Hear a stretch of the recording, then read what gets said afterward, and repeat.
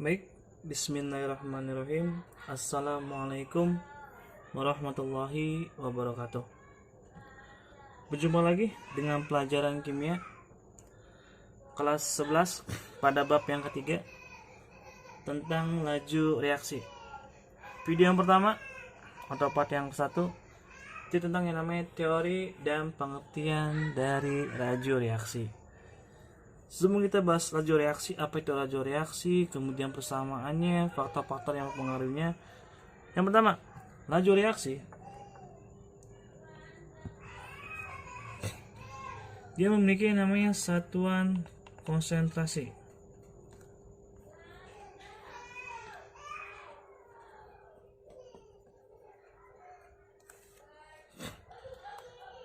Satuan konsentrasi yang digunakan apa? Satuan konsentrasi untuk menentukan laju reaksi, yaitu yang digunakan adalah molalitas.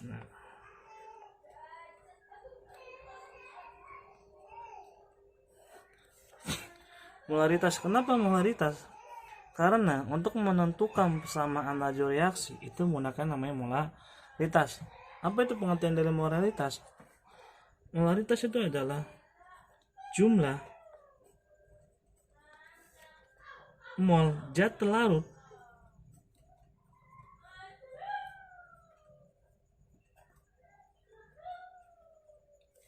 dalam 1 liter larutan.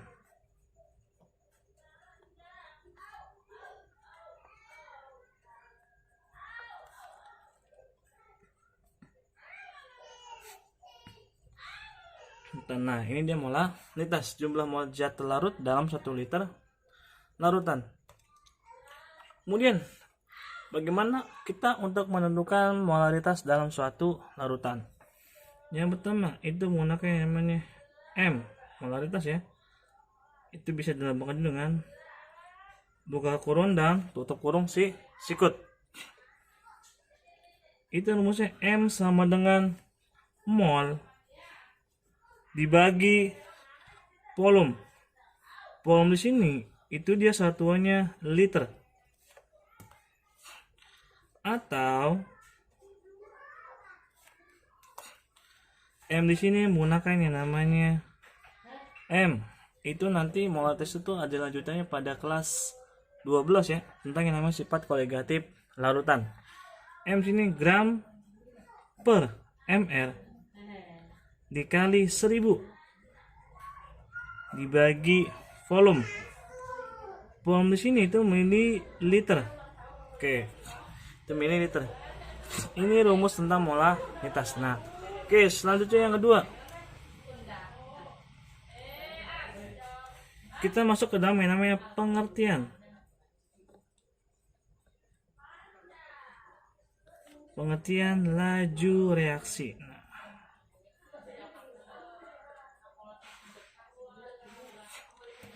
Apa aja sih pengertian dari reaksi?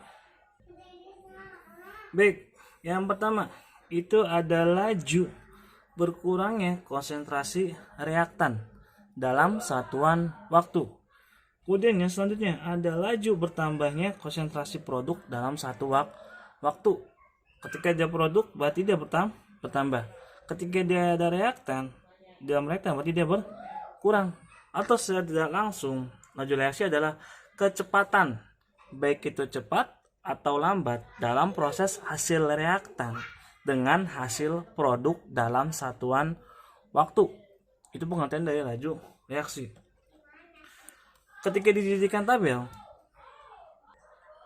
baik, di sini ada suatu tabel atau grafik ya, dimana contoh dari reaktan akan berkurang konsentrasinya dalam satuan waktu. Jadi yang reaktan yang awalnya penuh itu lama kelamaan akan menurun dia, konsentrasinya akan menurun. Sedangkan untuk produk yang awalnya dia konsentrasinya rendah, lama kelamaan dia akan mengalami kenaikan. Nah, ini dia pengertian dari laju reaksi. Kemudian kita masuk ke dalam yang namanya contoh. Contoh dari pengertian laju reaksinya.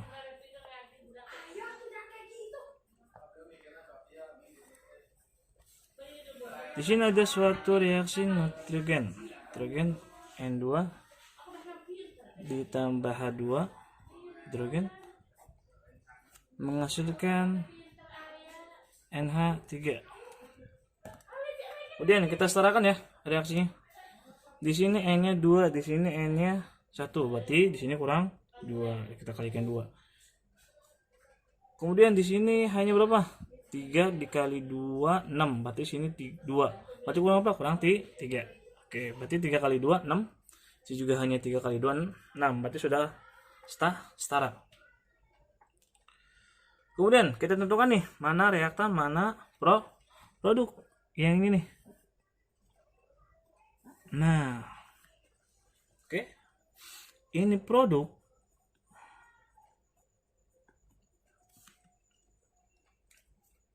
Yang ini reaktan.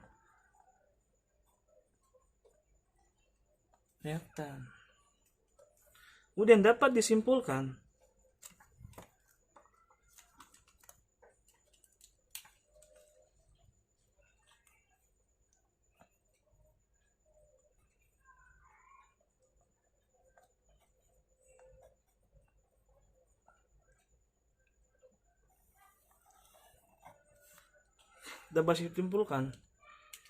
yang pertama itu reaktan kan, kita bahas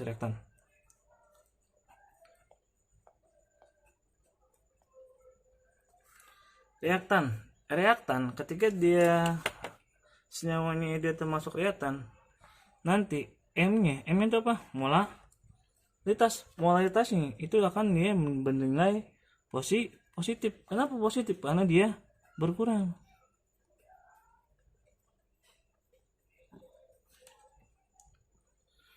Contoh ini. Ketika ada laju reaksi, ini kan N nih. Laju reaksi N2 sama dengan berarti min ya. Min tutup kurung siku apa? N2 dibagi satuan waktu. Nah, nanti hasilnya itu natrium dia mengalami yang namanya pengurangan konsentrasi N2 per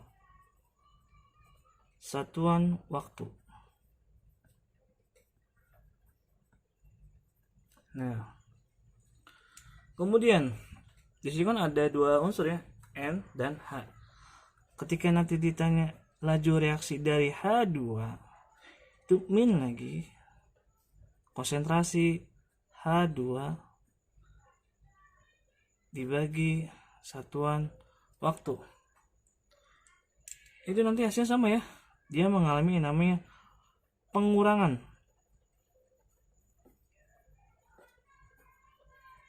konsentrasi H2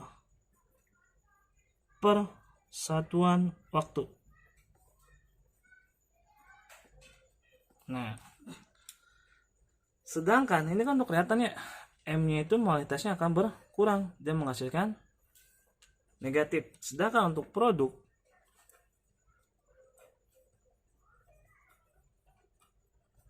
molaritasnya itu udah bernilai positif.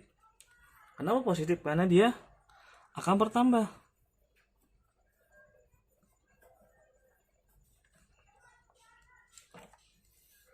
Contoh di sini kan ada senyawa NH3.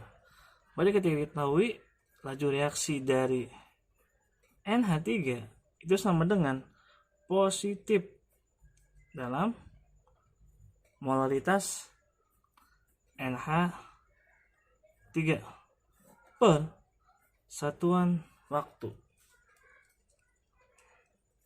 Nah, apa yang terjadi? Dia mengalami yang namanya pertambahan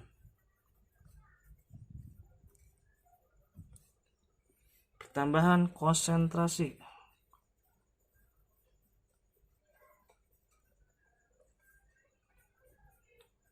NH3 per satuan waktu. Nah, ini dia pengertian dari laju reaksi. Kemudian di sini nih, di dalam laju reaksi ini ketika ada suatu perbandingan laju reaksi dengan itu berbanding lurus dengan perbandingan koefisien. Nih, tahu koefisien sama laju reaksi? Oke, ini kan yang laju reaksi ini nih berkurang kan, dia berkurang, kan berkurang, kemudian produk itu bertambah. Tuh, ketika ada yang namanya perbandingan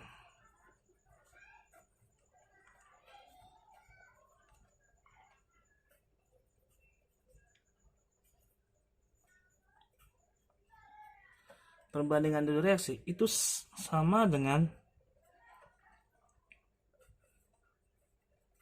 perbandingan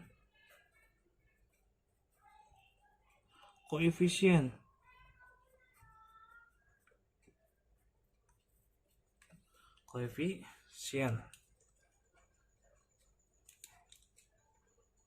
Oke, di sini V laju reaksi dari N2, kemudian laju reaksi dari H2, dan laju reaksi dari NH3 itu sama dengan 1 dibanding 3 dibanding 2. Nah, ini dia.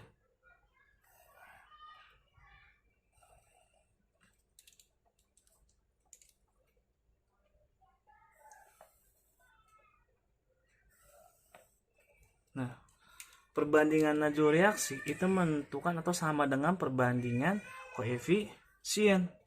Tuh kan, koefisien nih, yang di depan ini nih. Ini kan di depan N2, mana laju reaksinya 0 kan? Nggak ada. Ketika dia nggak ada berarti dianggap 1. Di sini 3, kemudian di sininya 2. Berarti perbandingan laju reaksi sama dengan perbandingan koefisien. Berarti senyawa dari N2 plus 3H2 menghasilkan 2NH3 itu memiliki koefisien 1:3:2. Baik, Bapak perjelas lagi ya untuk perbandingan laju reaksi sama dengan perbandingan koefisien. Di sini koefisiennya 1 dimiliki oleh nitrogen, di sini koefisiennya 3 dimiliki oleh unsur hidrogen, di sini koefisiennya 2 dimiliki oleh senyawa NH3. Jadi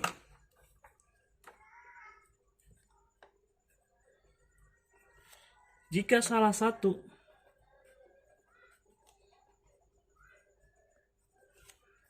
laju reaksi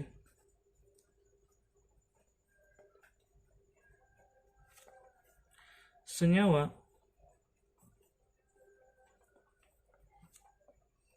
sudah diketahui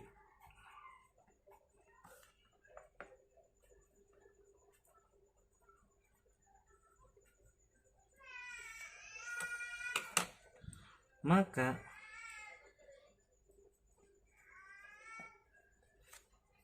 laju reaksi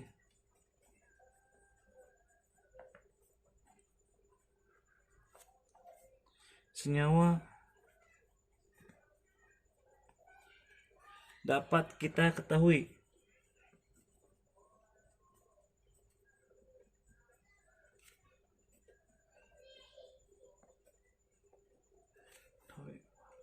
Oke, jika salah satu laju reaksi senyawa sudah diketahui, maka laju reaksi senyawa dapat kita ketahui. Jadi rumusnya itu adalah V ditanya sama dengan koefisien ditanya dibagi koefisien diketahui dikali laju reaksi yang sudah diketahui.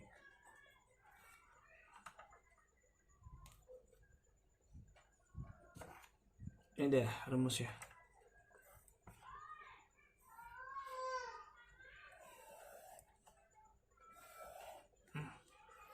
Laju reaksi ditanya sama dengan koefisien ditanya dibagi koefisien diketahui dikali laju reaksi yang diketahui.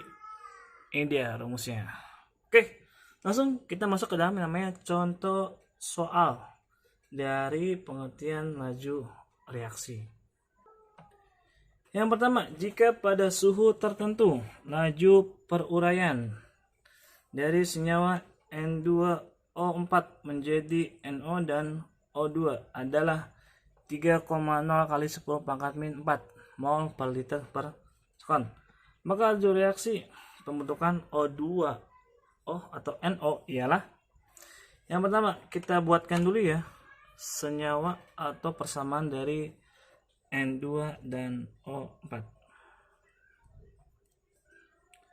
Baik, sini N2O4 terurai kan. Nah, dari NO ditambah oksigen. Oke. Kemudian kita setarakan reaksinya. Di sini N-nya 2, di sini N-nya 1, berarti kurang 2. Kemudian di sini berapa? O-nya 2, di sini O-nya 2, sini juga 4. 4 tambah 4 berarti sama. Oke. Kemudian kita langsung ya menggunakan rumus yang tadi itu. Laju reaksi ditanya. Laju reaksi yang ditanya sama dengan koefisien ditanya dibagi koefisien diketahui. Jangan lupa dikali laju reaksi yang sudah diketahui. Oke. Langsung. Yang pertama. Di sini kan koefisien yang ditanya itu berapa? NO kan ini. Yang ditanya itu NO kan? NO. Ingat, NO itu ada di sebelah mana? Ada yang di sebelah kiri atau yang di sebelah kanan. Ingat ya. Berarti NO-nya itu ada yang di sebelah kanan kita gunakan nih. Baik itu nanti koefisien yang ditanya maupun koefisien yang sudah diketahui, harus dalam satuan waktu. Nah, ini nih, ini kan sebelah kiri karena berarti ketika dia yang ditanya karena produk, berarti yang ditanya juga atau yang diketahui itu harus produknya. Baik. Kemudian koefisien dari NO itu berapa? Itu saja ya. Oke, itu deh. NO. Kemudian berapa? O2 dikali laju reaksinya apa? Ini kan 3 kali 0 kali 10 pangkat min 4. Ingat, koefisien N itu berapa? 2 meter. Kemudian koefisien oksigen itu berapa? 1 dikali 3,0 kali 10 pangkat min 4. Itu sama dengan, setelah dihitung, 6,0 kali 10 pangkat min 4 mol per liter sekon. Ini hasilnya. Oke. Ini cek, ketika kalian sudah, kan yang tanya itu NO itu sebelah kanan atau produk. Nah, koefisien juga harus produk ya. Baik itu yang koefisien yang ditanya maupun koefisien yang diketahui. Oke, lanjut. Kita masuk ke dalam yang namanya contoh soal nomor 2. Di situ ada apa? Ya, di situ ada yang namanya dalam ruang 5 liter. 5 liter apa? 5 liter dipanaskan gas N2O4 sebanyak 0,8 mol sampai suhu tertentu. Sampai suhu tertentu sehingga terurai menjadi NO2. Jika setelah 4 detik dalam ruang tersebut terdapat 0,6 mol gas NO2. Wah, kelihatan ya. Nah, oke, sip. Maka laju rata-rata, ketika ada rata-rata nih ribet nih ya. Maka laju rata-rata penguraian N2O4 adalah, nah ketika ada istilah laju rata-rata nih sama terurai, mana terurai? Kemudian nah sehingga dia terurai kan. Ketika ada kalimat laju reaksi, laju rata-rata ya, gini. ada laju rata-rata, kemudian ada kalimat terurai. Itu berarti kita menggunakan yang namanya mula-mula, bereaksi, dan sisa. Atau sama kayak bab tentang yang namanya stoichiometry, nggak salah ya, stoichiometry kelas 10. Oke, kita tulis ya. Kita tulis dulu deh senyawanya. Senyawa itu N2O4 menghasilkan NO2. Udah kan ya, kan? NO4 menjadi NO2. Udah, terus kemudian kita setarakan ya. Di sini N-nya 2, di sini N1, berarti dikali 2. Oke, sip, mantap. Yang kita tulis di sini ada mula-mula, kemudian ada bereaksi dan sisa. Oke, jangan lupa ya, dijumlahkan. Oke, kemudian kita baca lagi soalnya. Dalam ruang 5 liter dipanaskan gas N2O4 sebanyak 0,8. Nah, berarti dia mula-mulanya gas N2 dan O4 itu 0,8 mol. Berarti mula-mulanya gas dari N2O4 itu 0,8 mol. Oke, 0,8 mol. Kemudian jika setelah 4 detik,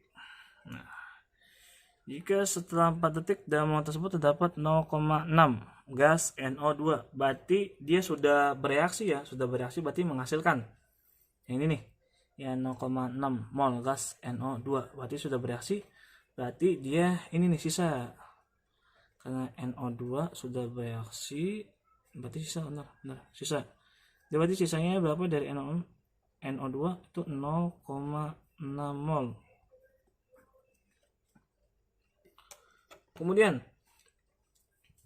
apa lagi? Berarti mula-mula dari NO2 itu nggak ada ya, belum, ya kan? Karena kan senyawa ini kita buat senyawa N2O4. Nah, dalam satu perjalanan dia menghasilkan NO2, berarti ketika mula-mulanya berarti dia tidak ada nih molnya. Kemudian dia bereaksi 0,6 gas NO2, berarti dia setelah N2O4 bereaksi dia menghasilkan ini kan, nih 0,6, ini 0,6 ya kan, karena sudah terurai selama 4 detik kan, 4 detik. Jadi nilai reaksinya juga sama, akan tetapi dia positif plus 0,6 mol. Oke, plus 0,6 mol. Nah, berarti berapa dong yang ini nih, bereaksi antara senyawa N2 dan O4. Nah, ingat ya, pembelajaran stoichiometry, perbandingan koefisien ini sama dengan perbandingan mol yang koefisien ini dengan mol yang bereaksi. Oke, kita tulis aja deh. Sini berarti 1/2. Kenapa 1/2? Ini kan koefisien N2O4 1. Kemudian 2 itu dari NO2 dikali berapa? Tadi ya, perbandingan koefisien sama dengan perbandingan mol yang bereaksi. Berapa kok? Nah, ini kan mol bereaksi kan? Wah, yang terdapatnya tuh ketika dia dicoba nih menghasilkan ini kan 0,6 mol gas NO2 dikali 0,6. Jadi berapa hasilnya dari bereaksinya? Tadi hasilnya berapa? Iya, betul. Min 0,3 mol. Tak, kenapa sih min? Nah, kalau ditambah masa sisanya lebih banyak? Berarti harus min dong, karena dia bereaksi. Nah, ketika dia bereaksi ataupun dia sebelah kiri nih reaktan, itu hasilnya negatif atau min. Berarti kita jumlahkan ya. 0,8 dikurang 0,3 itu sama dengan betul 0,6 mol. Oke, sudah ketahui nih mula-mula, bereaksi dan sisa. Kemudian apa yang ditanyakan? Yang ditanyakan itu adalah laju reaksi dari N2O4. Aduh. Berarti yang ditanyakan itu reaksi ya. V dari laju reaksi N2O4. Apa rumusnya tadi? Rumusnya yang sebelah sini nih. Berarti min kan? Min. Nah inget ya, min. Min kan karena dia reaktan. Itu nilainya negatif. Kemudian molaritas dari N2O4 untuk kurung siku dibagi satuan waktu sama dengan berapa hasilnya? Oh iya, di sini kan belum tahu ya molaritas nih. Molaritas dari senyawa N2O4. Berarti langsung aja ya, bakal rumus min mol dibagi volume dibagi satuan detik. Terus sama dengan berapa? Min molnya itu 0,3. Nah, kenapa 0,3? Karena kan ditanya adalah bereaksi ya. Ingat, bereaksi bukan mula-mula. Kan bereaksi dari senyawa N2O4 itu berapa? 0,3. Berarti 0,3 dikali volume. Volumenya berapa? 5 liter. Dibagi waktunya berapa? Waktunya berapa tadi? Waktunya selama 4 detik. Nah, selama 4 detik. Jadi hasilnya itu berapa? Setelah dihitung-hitung 0,3 dibagi 20. Ini kali ini. Kan? Jadi sama dengan berapa? Ya betul. 0,015 molar per sekon. Oke, ini dia contoh soal dari laju reaksi, pengertian dari laju reaksi.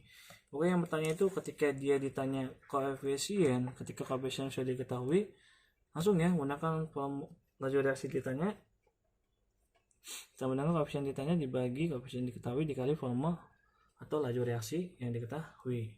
Kemudian ketika ada soalnya itu sehingga dia terurai, kemudian memiliki laju rata, itu menggunakan yang namanya mula-mula, bereaksi, dan sisa. Itu sama kayak teori stoikiometri kelas 10 semester yang kedua. Oke. Baik, berarti kita masuk ke dalam yang namanya Bapak akhiri aja deh pertemuan hari ini. Oke, Bapak akhiri pertemuan hari ini.